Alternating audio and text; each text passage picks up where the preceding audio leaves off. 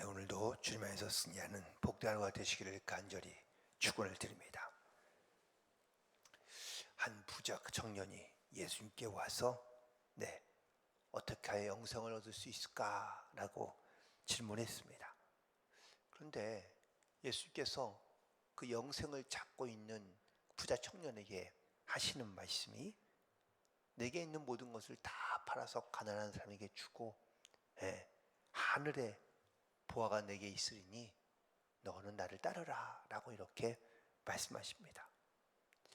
그러자 이 청년이 근심하여 갔다 라고 기록하고 있습니다. 역사에 만약에라는 이런 단어는 존재하지 않습니다.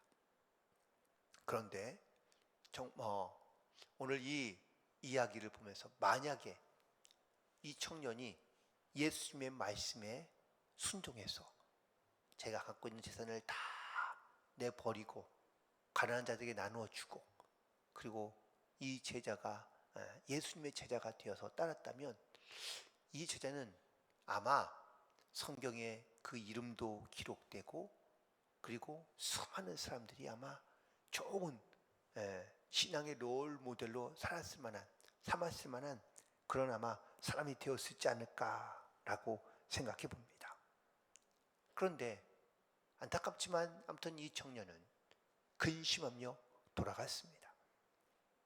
왜 이 청년이 근심하며 돌아갔을까? 포기해야 할 게 너무 많은 거죠.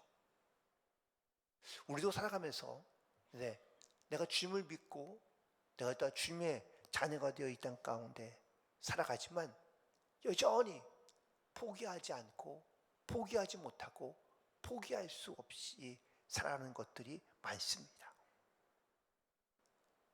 더 놀라운 말씀은 오늘 본문에 나오는 말씀인데 이 청년이 근심하며 돌아가고 난 다음에 그의 그림자조차 보이지 않을 그때쯤 예수님께서 제자들에게 하신 말씀입니다. 재물이 있는 자는 하나님의 나라에 들어가기 심히 어렵도다. 마치 낙타가 바늘길을 들어가는 것보다 나가는 것보다 부자가 하늘나라에 올라가는 것이 훨씬 더 어렵다라고 이렇게 말씀하고 있거든요. 그런데 이 말씀 전에 24절에 보니까 제자들이 그 말씀에 놀랍다라고 말씀하고 있습니다. 근데 제자들이 놀란 말씀은 낙타가 바늘길을 들어가는 것보다 더 부자가 하늘나라에 들어가는 것보다 어렵다라는 이 말씀 그 전이거든요. 다시 말하면 재물이 있는 자는 하나님의 나라에 들어가기가 심히 어렵다라는 이 말씀을 제자들이 듣고 난 다음에 너무 놀랐다라는 겁니다. 왜 놀랐을까요? 제자들은 무엇 때문에 놀랐을까요? 우리나라 말에도 이런 말이 있죠.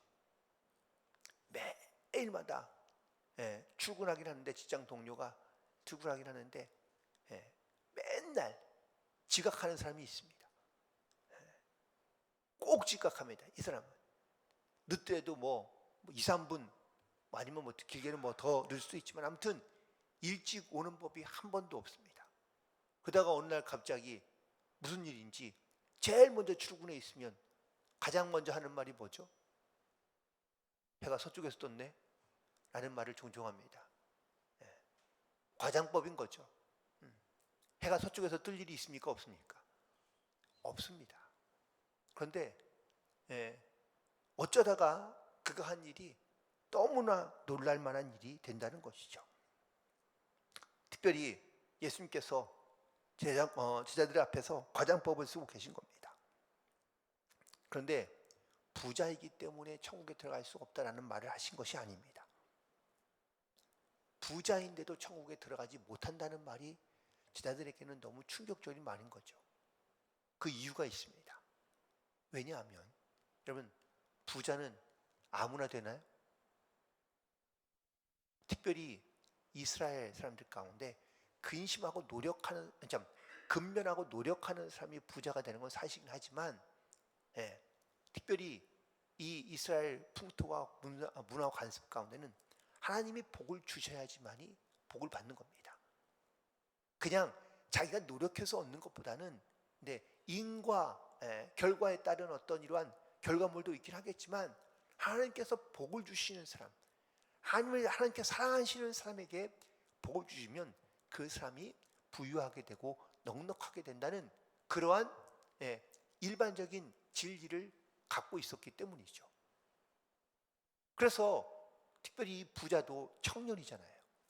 대대로 그 집안이 부유하다라는 것을 말하고 있는 겁니다. 그렇다면 부자가 아무나 되느냐? 적어도 제자들의 상식 가운데는 하나님 앞에 복을 받은 사람, 하나님 앞에 사랑받는 사람이 바로 부자가 되었다는 그런 생각과 전통에 의하면 이 사람은 어떻게 되는 거예요? 하나님의 사랑을 많이 받았으니 천국에 올라가는 것이 마땅한 거예요. 가난한 사람, 죄송하지만 좀 지질이 궁상으로 어렵게 힘들게 살아가는 사람은 하나님의 복을 받지 못하는 것과 똑같은 거예요. 그러니 가난한 사람보다는 넉넉하고 부유한 사람이 하나님 나라에 잘 들어갈 것이라고 생각했던 시대인 거죠. 그런데 부자는 천국에 들어갈 수 없다는 이 말이 저에게 너무 이해할 수 없는 말, 그리고 이해하기 힘든 말로 들린 겁니다. 만약 예수님의 말씀을 그냥 문자 그대로 재물이 있는 자는 하나님의 나라에 들어가기 힘들다라는 이 말씀을 그냥 고지고대로 듣는다면, 그러면 부자는 다 하나님 나라에 들어가지 못한다는 건가요? 아브라함이 부자였을까요? 부자이지 않았을까요? 부자였잖아요. 자기 거느리는 식솔만, 종들만 300명이 넘었거든요. 그러니 그 사람들이 먹고 입히고 이거 하는 것만 해도 엄청나게 많은 돈이 들어갑니다. 예수님의 말씀은 부자라서 하나님 나라에 들어가기 어려운 것이 아니라는 겁니다.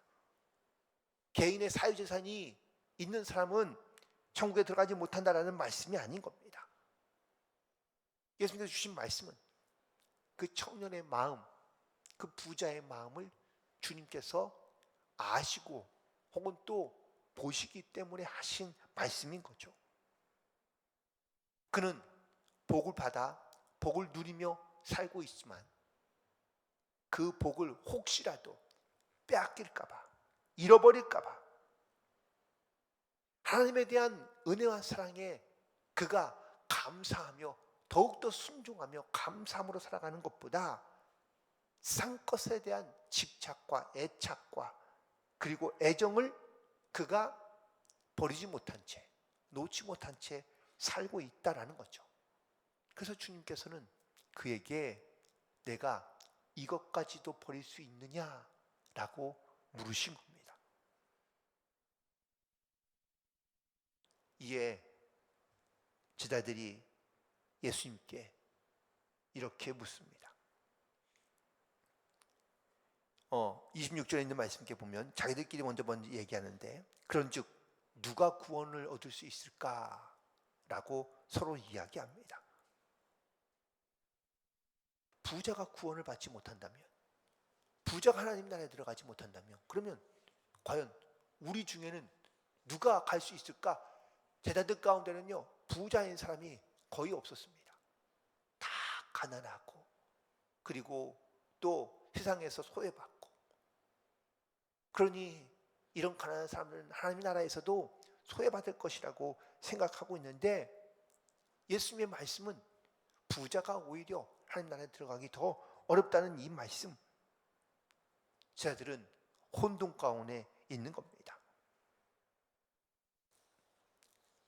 이에 예수님께서 말씀하십니다. 27절에 있는 말씀 가운데 보면 사람으로는 할 수 없으되 하나님으로는 그렇지 아니하니 하나님으로서는 다 하실 수 있느니라 라고 말씀하십니다.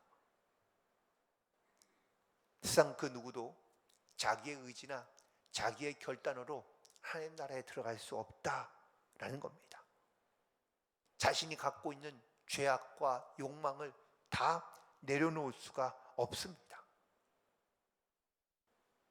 칼빈은 말하기를 인간은 죄를 만들어내는 그런 찍어내는 그런 기계 같다라고 이렇게 이야기할 정도로 사람이 악하다는 것을 강조합니다. 마치 우리는요 끊임없이 내 생각이나 아니면 내 삶에서 우상을 만들고 죄악을 만들어내는 것 같습니다. 그러니 이런 악한 존재가 어떻게 감히 하나님 나라에 들어갈 수 있겠습니까? 사도 바울도 고백하기를 말하기를 모든 사람들이 다 죄를 범하였음에 하나님의 영광에 이르지 못한다고 고백하고 있습니다. 이렇듯 사람으로는 결코 사람의 어떤 행위나 사람의 어떤 능력으로는 감히 하나님 나라에 들어갈 수 없습니다. 그러나 하나님은 하실 수 있다라고 말씀하십니다. 즉 사람이 스스로 자기의 죄를 제거해 버리거나 아니면 자기 안에 있는 이런 우상들을 제거하기는 어렵지만 불가능하지만 하나님을 믿는 믿음으로 말미암아 우리가 하나님의 자녀가 되고 구원받을 수 있다는 것을 우리 가운데 말씀하고 있는 줄 믿습니다. 예수님을 바라보며 또한 예수님을 따랐던 제자들이 예수님께 질문합니다. 특별히 그 중에 베드로가 묻습니다. 주여, 우리가 모든 것을 버리고 주를 따랐나이다. 보면 제자들이 모든 것을 버리고 다 예수님을 따랐던 것을 상기시키며 예수님께 묻고 있습니다. 제자들 가운데는 결혼한 사람도 있었습니다. 그 중에 대표적인 사람이 베드로죠. 베드로는 가정이 있던 사람입니다. 그런데 자기의 직업도 가정도 다 내려놓고 예수님을 따랐다고 고백합니다. 베드로만 그런 게 아닙니다. 다른 제자들도 다 자기의 생업을 버리고 자기의 직장을 버리고 자기의 가족을 버리고 예수님을 따랐습니다. 여러분, 이것이 무엇을 의미하는 건지 내 삶의 우선순위가 바뀌었다, 달라졌다라는 것을 의미하고 있는 겁니다. 아마 예수님께서 부자 청년에게 하셨던 말씀도 내 삶의 우선순위가 무엇이냐라고 물으신 거죠. 하지만 여전히 그 부자 청년은 자기의 우선순위를 주님께 둘 수가 없었기 때문에 그가 근심하며 재물 때문에 근심하며 돌아갔던 겁니다. 그의 우선순위는 세상에서 재물을 가지고 넉넉하고 부유하게 편안하게 사는 것이 그것이 예수를 따르는 것보다 훨씬 더 낫다라고 여겼기 때문일 겁니다. 그래서 제자들은 예수님의 입을 통하여 확실한 구원의 증거를 얻고 싶었고 또한 그런 확실한 증거를 그들은 갖고 싶었을 겁니다. 그런데 예수님께서는 제자들에게 그래, 너희가 모든 것을 다 버렸으니 너는 구원받은 자다 라고 말씀해 주시지 않고요, 조금 다르게 말씀하십니다. 오늘 보면 29절 이후에 있는 말씀입니다. 나와 복음을 위하여 집이나 형제나 자매나 어머니나 아버지나 자식이나 전토를 벌인 자는 현세에 있어 집과 형제와 자매와 어머니와 자식과 전토를 100배나 받되 박해를 겸하여 받고 영생을 받지 못할 자가 없느니라. 있다는 겁니까? 없다는 겁니까? 있다는 거죠. 그런데 여기서 우리가 조금은 주목해야 될 단어가 있습니다. 그건 바로 박해를 겸하여 받는다라는 말씀이기도 합니다. 세상에서 가장 부러운 사람이 있다면 어떤 사람일까요? 권력과 힘을 가진 사람이라고 이야기합니다. 그 권력과 힘이 있으면 뭐든지 다 할 수 있기 때문입니다. 세상에서는 가장 부러운 존재, 힘 있는 존재, 첫 번째 가는 그런 사람들이 오히려 하나님 나라에 가면 어떻게 될까요? 그들은 영생을 얻는 것이 아니라 그들은 세상에서는 마음껏 자기의 힘과 능력을 사용하며 살아갈지 모르겠지만 하나님 나라에서는 그들은 가장 힘이 없고 가장 작으며 가장 연약한 자가 될 수밖에 없다는 겁니다. 부자가 세상에서는 넉넉하고 부유하고 혹은 또 많은 사람들에게 부러움을 받으며 살아가는 삶이 될 수 있습니다. 하지만 하나님 나라에서는 그렇지 않다는 것이죠. 오히려 부자가 천국에 들어가는 것이 낙타가 바늘길로 들어가는 것보다 더 어렵다는 말씀을 주고 계신 겁니다. 오늘 이 말씀 속에서 우리가 반드시 기억해야 할 것은 내 삶에 어떤 우선순위가 세워져 있는가라는 겁니다. 제자들은 자기들이 모든 것을 버리고 주님을 따랐다는 것을 자랑스럽게 여기며 말합니다. 하지만 여전히 그들 가운데는 내려놓지 못한 삶의 우선순위가 있었던 것을 우리가 기억합니다. 모든 것을 버리고 따랐지만 그들은 서로 자기들 안에서 누가 더 사랑받는 제자인지, 누가 더 큰 자인지 서로 그 안에서 다투며 싸우며 분쟁했던 것, 그것은 바로 여전히 그들은 예수 위의 모든 것을 버렸지만 여전히 자기들 안에 내려놓지 못하는 그런 욕심과 그리고 죄악된 삶이 그들 가운데 남아 있었다라는 겁니다. 오늘도 우리는 우리의 삶을 주님께 맡기며 또한 내 삶의 수많은 부분들을 우리가 겸손히 주님 앞에 내어놓으며 그리고 또한 때로는 주를 위하여 우리가 많은 것을 버리기도 합니다. 겸손히 나아가기도 합니다. 그러나 그것만으로는 끝이 아니라 여전히 우리 세상에 살아가면서 내가 얻고 싶고 내가 소유하고 싶고 또한 나에게 필요한 것들을 우리는 끊임없이 요구하며 갈망하며 살아가는 경우가 많습니다. 내가 주님을 위해서 내 모든 삶의 우선순위를 주님께 맡기며 두며 살아간다고 고백하면서도 우리는 여전히 세상에서 포기할 수 없는, 포기하지 못하는 그런 욕망과 욕심으로 살아갈 때가 많다는 겁니다. 오늘 말씀 가운데 내가 현세에서 집이나 형제나 자매나 어머니나 자식과 전토를 벌인 자는 100배나 받되 박해를 겸하여 받고 내세의 영생을 받지 못할 자가 없다라고 말씀하십니다. 내가 내 삶의 우선순위를 주로 바꾸고 또한 주님만을 의지하며 나아가다 보면 우리 가운데 주님께서 많은 은혜와 복도 주시지만 하지만 그 함께 겸하여 박해도 고난도 함께 받아야 되는 이러한 믿음의 진리가 영생의 진리가 있음을 여러분들 깨닫고 내 삶의 우선순위가 항상 주님께 있음을 믿음으로 고백하며 주님의 나라와 복음의 증인으로 이 땅 가운데 살아갈 때 이 말씀과 복음의 담대함을 가지고 그리고 믿음으로 끝까지 승리하며 나아갈 수 있는 성도들 되길 간절히 소망하며 내가 믿음을 지키며 또한 하나님의 은혜와 복을 누리는 것으로만 그치는 것이 아니라 거기서 끝이 아니라 그 안에 반드시 고난도 박해도 어려움도 또한 갈등도 문제도 있지만 내 삶의 우선순위를 주께 두고 나아갈 때 주님께서 반드시 도우시고 역사하시고 함께 하신다는 믿음의 고백을 가지고 살아갈 수 있는 모든 성도들이 되시기를 주님의 이름으로 간절히 축원을 드립니다. 기도하시겠습니다.